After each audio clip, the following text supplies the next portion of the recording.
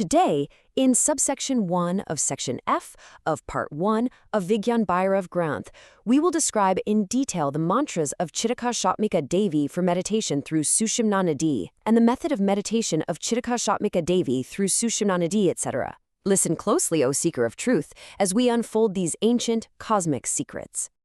Section 1. The Divine Dialogue Context. We begin this journey not with a mere philosophical text, but with a profound cosmic transmission.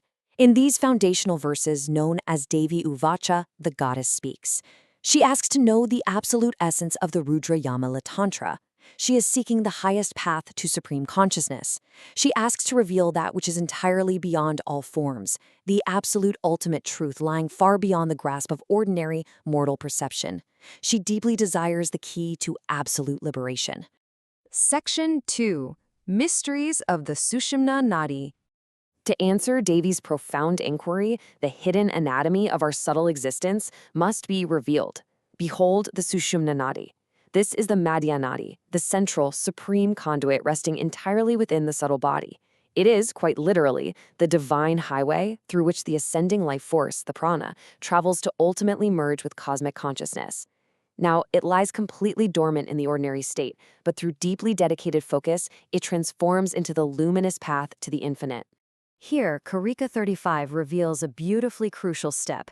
It instructs the seeker to meditate upon the continuous, river-like flow of the unstruck sound, which we know as the anahata, echoing eternally within this central channel.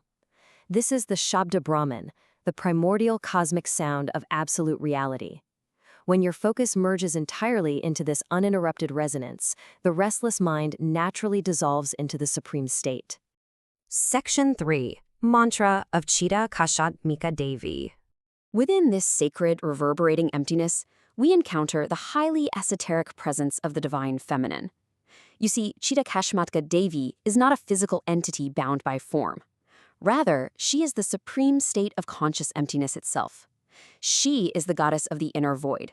She is the very embodiment of pure, incredibly expansive cosmic consciousness, known as Antarvyoma, and she is perfectly realized through precise meditative chanting right within the Sushumna. Moving deeper, Karika 39 details the chanting of the pranava, the supreme sacred syllable Om. As this chant beautifully elongates and the sound naturally tapers off, it dissolves completely into absolute silence. And you must understand, that silence is not just an empty absence. It is the breathtaking revelation of the supreme void of the goddess. The sound is simply the vehicle carrying you to the threshold, and the subsequent silence, that is her very presence. Now, on the surface, the simple, literal translation merely describes the vocal chanting of a mantra fading away.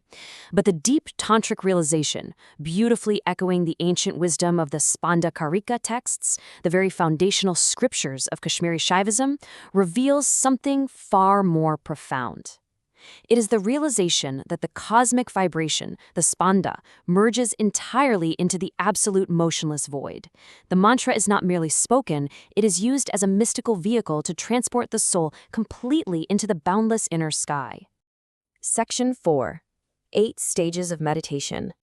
To actually achieve this state of supreme grace, a highly practical sequential methodology is required. The journey begins with profound physical stillness. In step 1, steadying the physical vessel to prepare for inner exploration. In step 2, the focus gently shifts inward to the contemplation of the Madhya Nadi, the central Sushumna channel. Step 3 is an act of absolutely exquisite delicacy, the implantation of subtlety, known as Bisutra Bharupaya.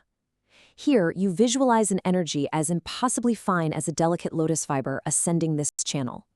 This incredibly subtle focus leads naturally to step 4, the deep experience of emptiness, the antarvyom, where the rigid boundaries of the mind finally begin to dissolve. Continuing this sacred ascent, step 5 is the profound meditation upon Parashakti, the supreme energy that permeates this entire void. Step 6 witnesses the actual palpable ascent of the vital life force up the central channel. Step 7 is the ultimate merging of duality, the perfect union of the sun and the moon, which are your incoming prana and outgoing upper breaths, into total perfect equilibrium. And finally, step 8 flowers into a special, incredibly transcendent waking state, culminating in Shiva Darshan, the direct, undeniable vision and experience of absolute reality. Section 5. Translation and Esoteric Meaning. The original Sanskrit verses actually detail the highly precise mechanics of the mantra and the subtle breath. The clear, direct instruction is this: when the mind is unwaveringly fixed on the inner space, and the breath is perfectly synchronized with the fading resonance of the chant, the turbulent mind completely dissolves. It is, quite literally, a systematic dismantling of all worldly distraction. Karakas 44 and 45 revealed the absolute pinnacle of this practice. The text instructs the seeker to contemplate the void simultaneously above and below. By realizing this breathtaking, all-encompassing emptiness, the practitioner enters a state that is completely independent of the physical body. It is the total, final resolution of all dualities, where neither pain nor pleasure, neither inside nor outside retains any hold over you whatsoever.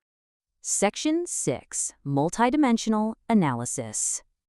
To truly grasp the sheer magnitude of this knowledge, we have to view it through a multidimensional lens.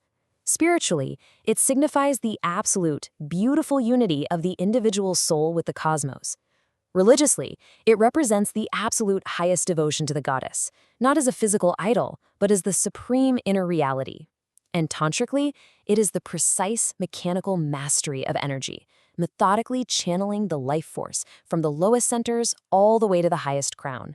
Philosophically, of course, this points us directly toward Advaita, the non-dual absolute reality, where absolutely nothing but pure consciousness exists. But perhaps most vital for you, the seeker, is its practical significance. This deeply transformative practice brings about the absolute total cessation of mental fluctuations. It offers you the attainment of a continuous, beautifully unbroken cosmic awareness, forever liberating you from the exhausting cycles of a restless mind.